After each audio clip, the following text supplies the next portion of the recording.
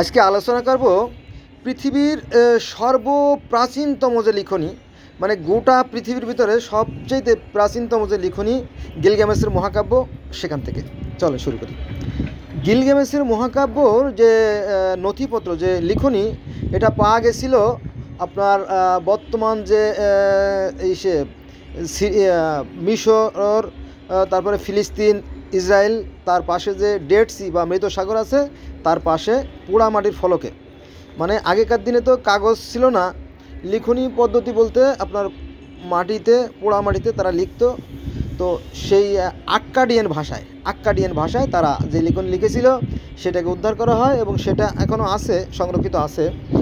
তো সেই লিখনী থেকে পৃথিবীর প্রথম যে গ্রন্থ লেখা হয় সেটা হচ্ছে গিলগামেশের মহাকাব্য।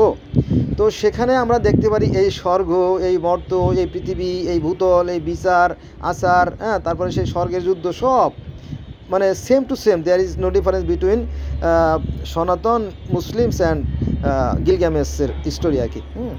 এর মধ্যে কোনো পার্থক্য নাই। সেইটা পার্থক্য নাই কেন জানেন?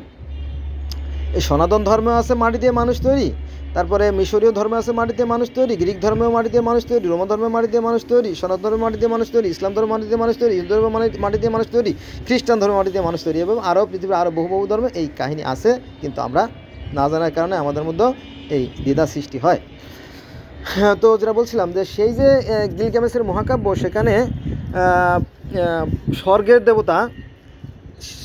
দেবতা আনু, স্বর্গের দেবতা আনু, আমরা বলি আল্লাহ। দেখেন নামেরও কিন্তু মিল আছে, আমরা বলি আল্লাহ আর তারা বলে আনু।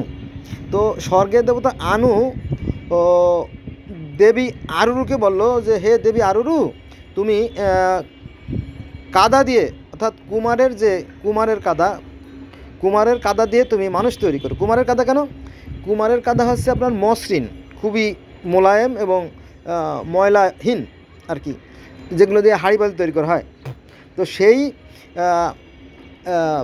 দেবী আরুরুকে ঈশ্বর বলল, তুমি মাটি দিয়ে মানুষ তৈরি করো, এবং সে মানুষ তৈরি করলো। এর মধ্যে একজন হচ্ছে স্বর্গের দেবী, সেটা হচ্ছে আপনার গিলগামেশের মাতা, আর পিতা হচ্ছে মানুষ, মাটির মানুষ। তো এই দুইজনের সংমিশ্রণে এই গিলগামেশের জন্ম। ফলে তার মধ্যে দুটো গুণও আছে, একটা ভালো গুণও আছে, মন্দ গুণ আছে। এখন এই গিলগামেশের একটা চরিত্র ছিল, একটু সে লুচ্চা টাইপের, ক্যারেক্টার লুজ আর কি। সে কী করতো জানেন? সমস্ত মেয়েদের সাথে সে সেক্স করতো। সে একটা ঘোষণা দেয় যে কোনো মেয়েকে যদি বিবাহ দিতে হয়, বিবাহ দেওয়ার আগে আমার কাছে কয়েকদিন থাকতে হবে। মানে এটা ছিল গিলগামেশের তার নির্দেশ, তার কমান্ড আর কি, যে কোনো মেয়েকে যদি বিবাহ দিতে হয় তাহলে আমার কাছে তো অনুমতি হবে, আমার কাছে থাকতে হবে, নইলে আমি বিবাহের পারমিশন দেবো না। এরকম ছিল তার ব্যাপারটা। তো এই কারণে মানুষ তারপর ভীষণ ক্ষুণ্ণ ছিল, মানে খুব রাগান্বিত ছিল যে এটা তো অন্যায়, এটা তো অবিচার। যাক, তো এই গিলগামেশকে শায়েস্তা করার জন্য তার একটা বন্ধু তৈরি করা হয়, তার নাম আছে এনকেদুকে তৈরি করা হয় তার সমপর্যায়ের থেকে একটু বেশি শক্তি দিয়ে। কিন্তু সে নারীর প্রলোভন দেখাইয়া এই এনকেদুকে তার আয়ত্তে নিয়ে নেয় এবং তাকে বন্ধু বানায় ফেলায়। যদিও তার সাথে যুদ্ধ হয়, ওই যে যুদ্ধ বলতে কি, ওই গিলগামেশ কিন্তু নারী লোভী ছিল এবং নারী ভোগী ছিল, কিন্তু তার বন্ধু যে এনকেদু, সে ছিল সৎ এবং ন্যায়পরায়ণ, সে এগুলো পছন্দ করতো না। সে বলল যে তুমি যদি এভাবে নারীদের সাথে দুর্ব্যবহার করো তাহলে তোমার সাথে আমার যুদ্ধ বাঁধবে, এবং যুদ্ধ বেঁধেও গেছিলো, এবং যুদ্ধের পরে তার একসময় থেমে যায়। বন্ধু, এই যে নারী নিয়ে যে যুদ্ধের কাহিনী, এটা কিন্তু তাওরাতে, জব্বুর, ইনজিলে, বাইবেলে, কোরআনে আছে, যে আদমের সাথে হাওয়ার যে একটা দ্বন্দ্ব হয়েছিল বা নিষিদ্ধ ফল খাওয়া নিয়ে একটা কাহিনী হয়েছিল, এরকম একটা কাহিনী আছে, এরকম কাহিনী এই গিলগামেশের মহাকাব্য আছে। প্রকৃত সত্য কি আমরা জানি না। যাই হোক, তারপর এক পর্যায়ে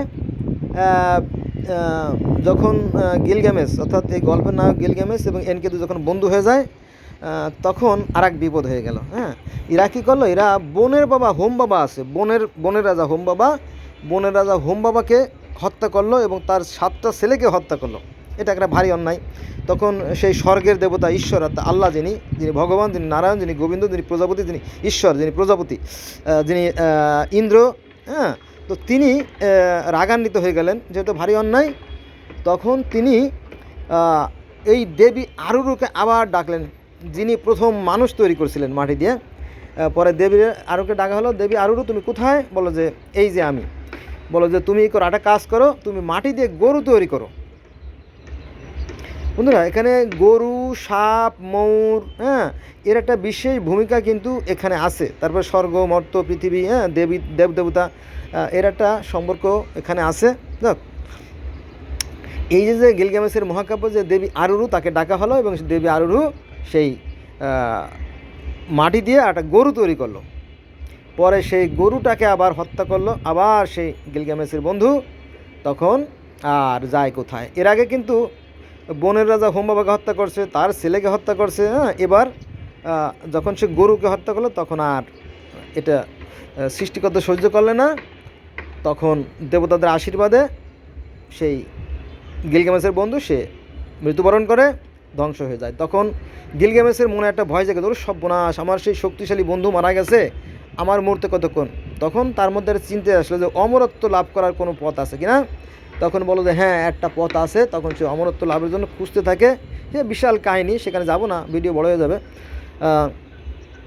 সে খুঁজতে খুঁজতে খুঁজতে খুঁজতে একবার অমরত্বর সন্ধান পায় যে হ্যাঁ, পৃথিবীতে একবার মহাপ্লাবন হয়েছিল। সেই প্লাবনে এই পুতনা পিস্তিমের যে পরিবার, তারা রক্ষা পাইছিল। এরকম একটা পরিবার আছে, তারা থাকে একটা মানে আনন্দঘন একটা স্বর্গীয় একটা পরিবেশে থাকে, জান্নাতে থাকে। তখন বলো আমি সেখানে যাব। তো সেই 7 সমুদ্র 13 নদী পার হয়ে সেই পুতনা পিস্তিমের সেই পরিবারের কাছে তারা যায়। উষানাবিশ, তারপরে সেই কঠিন দুর্গম পথ পাড়ি দিয়ে, জোড়া 7 সমুদ্র 13 নদী পার হয়ে, জোড়া পাহাড় পার হয়ে, হ্যাঁ, তারপরে সেই রাতের অন্ধকার পার হয়ে অনেকভাবে কষ্ট করে করে সে সেই জায়গায় যায়। যাওয়ার পরে সেই পুতনা পিস্তিমকে বলে যে আমি আসছি, আমাকে অমরত্ব লাভ করার সন্ধান দিন। তো বলো যে না, এটা খুব কঠিন কাজ, এটা হবে না। বলো যে না, আমাকে দিতেই হবে, হ্যাঁ, আমি অনেক কষ্ট করে আইছি। তো বললো যে তুমি পারবা? বলো যে আমি হ্যাঁ পারবো। বলে তাহলে তোমাকে তোমার 7 দিন 7 রাত সজাগ থাকতে হবে। বলো যে হ্যাঁ আমি থাকবো। কিন্তু আসলে তো সে এত 7 দিন 7 রাত জায়গায় থাকা তো কঠিন কাজ, কিন্তু সেটা আর গিলগামেশ পারলো না। পরে বললো যে আমি বলছিলাম যে তুমি এটা পারবে না, তুমি ফিরে যাও। তখন ওই যে অমরত্বপ্রাপ্ত যে ব্যক্তি, তার যে স্ত্রী ছিল, সে তো নারী, তার একটু দয়া হলো। তখন সে বললো যে বেচারি এত কষ্ট করে আসছে, তার একটু সন্ধান দিয়ে দাও না, যদি কিছু করতে পারে। বলো আচ্ছা ঠিক আছে, দিলাম। তো তার স্ত্রী বললো যে তুমিই করো বাবা, তুমি আসছো এত কষ্ট করে। এই সাগরের গভীরে, সাগরের মহা গভীরে এক প্রকার গাছ আছে, তার নাম হচ্ছে জীবনলতা। এই গাছটা তুমি যদি উদ্ধার করে আনতে পারো, এটা খেলে পরে অমরত্ব লাভ করবা। তখন সে খুশি মনে সে সেই সাগরের যে গভীরে পায়ে পাথর বেঁধে নেমে যায়, নেমে গিয়ে সেই জীবনলতা উদ্ধার করে নিয়ে আসে এবং খুশি মনে দেশের দিকে সে রওনা দেয়। পথিমধ্যে সে এই পাহাড়ের পরে এই গাছগুলো রেখে যখন গোসল করতে যায়, তখন বনের থেকে সাপ বেরোয়, সেই সাপে সেই জীবনলতা খেয়ে ফেলে, নব যৌবন প্রাপ্ত হয়ে সে সেখান থেকে চলে যায়। এই তখন সে গোসল করে এসে দেখে যে হায় হায়, সর্বনাশ হয়ে গেছে, এত কষ্টের যে জীবনলতা, সেই জীবনলতা সাপে খেয়ে ফেলছে। সাপে খেয়ে খুসা ফেলায়, খুসা আছে না সাপের, খুসা রেখে সে নব যৌবন প্রাপ্ত হয়ে সে বনে চলে গেছে। তার আর সেই অমরত্ব লাভ করা সম্ভব হলো না। তো এই যে সাপ, তারপরে মৌলের কাহিনী কিন্তু বহু ধর্মে আছে, পৃথিবীর ধর্ম আছে, সনাতন ধর্মে আছে সাপের কাহিনী, ইহুদ ধর্মের সাপের কাহিনী, খ্রিস্টান ধর্মের সাপের কাহিনী, ইসলাম ধর্মের সাপের কাহিনী, তারপরে আপনার বৌদ্ধ ধর্মের সাপের কাহিনী, হ্যাঁ, মিশরীয় ধর্মের সাপের কাহিনী, এবং এই গিলগামেশের মহাকাব্য সাপের কাহিনী। এই সাপের কাহিনীটা পৃথিবীর আরও বহু ধর্ম আছে, লুসাই ধর্ম, তারপরে আলিউন ধর্ম, হ্যাঁ, তারপরে আপনার দ্রোজ ধর্ম, এরকম তো অনেক অনেক ধর্মে এই সাপের কাহিনী আছে, যদি আপনারা দেখতেন। এর বিশাল কাহিনী আমার সাথে থাকলে ভালো লাগবে। এ হলো বিষয়। তো ধর্মের সাথে ধর্মের একটা মৌলিক সাদৃশ্য আছে, কিন্তু আমরা জানি না, না জানার কারণে আমাদের মধ্যে এই বিভেদের সৃষ্টি হয়। তারপরে সবচেয়ে বড় একটা বিষয় বন্ধুরা মনে পড়ে গেল, সেটা হচ্ছে যে মিশরীয়দের কোনো ধর্ম ছিল না, তারা নিজেকে ক্ষুধা দাবি করতে, এগুলো মিথ্যে কথা। কারণ নিজেকে ক্ষুধায় দাবি করা যায় না। মিশরীয়রা নিজেকে রাজা বলতো, আমরা ঈশ্বর। আর এই ঈশ্বর যে তিনি সৃষ্টিকর্তা, তাকে বলা হতো মহা ঈশ্বর বা রা। যে রা হচ্ছে অদৃশ্যর দেবতা। এই অদৃশ্যের দেবতা তিনি নিরাকার এবং জ্যোতিময় অশরীর। তিনি প্রথমে 4 জন দেবতা সৃষ্টি করলেন। এক হচ্ছে হু, 2 নম্বরে হু, 2 নম্বরে শেহা, শেহেম আর হেহ। এই 4 জন অদৃশ্য দেবতা সৃষ্টি করেন এবং এই দেবতাদেরকে বলেন যে তোমরা একজন সৃষ্টি করো, একজন পালন করো, একজন ধ্বংস করো, একজন মেসেজ দাও, খবরাখবর কী। এই কাহিনীগুলো মিশরীয় পুরাণে আছে, যদি আপনারা দেখেন তাহলে দেখতে পারেন। বোঝা গেছে? তো সেখানেও 4 জন ফেরেশতা তৈরি করলো। তারপরে সেই 4 জন ফেরেশতা তৈরি করার পরে তাদেরকে বলল যে তোমরা মাটি দিয়ে মানুষ তৈরি করো। তারাও প্রথম মানব এবং প্রথম মানবী দেবনাথকে সৃষ্টি করে, এবং সেই প্রথম মানবের ঘরে আবার 5টা সন্তান হয়। একজনের নাম আছে ওসাইরিস, আর একজনের নাম সেত, নেপথিস, আনুবিস, এরকম দিক। হ্যাঁ, ওসাইরিস, আইসিস, শেপ, নেপথিস, আনুবিস, 5 জন সন্তান সৃষ্টি হয়। এই 5 জনের কথা আমার ইসলাম ধর্মে আছে, যে হাবিল, কাবিল, শীষ, গাছ, বিবি, আকলিমা। আবার এই 5 জনের কথা আছে সনাতন ধর্মে, যে কি জানি আপনার প্রিয়ব্রত আর উত্তালপাদ, আকুতি, প্রসূতি, দেবপতি। মনুষ্যত্বের 5টা সন্তান ছিল। এই কথা কিন্তু বিভিন্ন ধর্ম আছে, কিন্তু মানুষ তো আসলে নিজের ধর্মই জানে না, কিন্তু ধর্ম নিয়ে লাফালাফি করে, আর বাকিগুলোর সাথে তো কম্পেয়ার করে না। আমি যেহেতু পৃথিবীর বিভিন্ন ধর্মের ছাত্র, আমি এগুলো জানছি, জানা গেছে। তো আমার সাথে থাকবেন, আশা আর কি ভালো লাগবে। এইটা আর কি প্রত্যেকটা ধর্মেই প্রায় একই, যে মূল যে কাহিনীগুলো তা মূলত এক এবং অভিন্ন। ওইটা ব্যাখ্যা বিশ্লেষণে ভিন্ন, এক একজন এক একভাবে এক এক ভাষায় তো করছে, উপস্থাপন করছে, এই জন্য একটু বিকৃত ঘটছে, কিন্তু মূল বিষয়গুলো এক, যদি আপনি দেখতেন। ধন্যবাদ সবাই।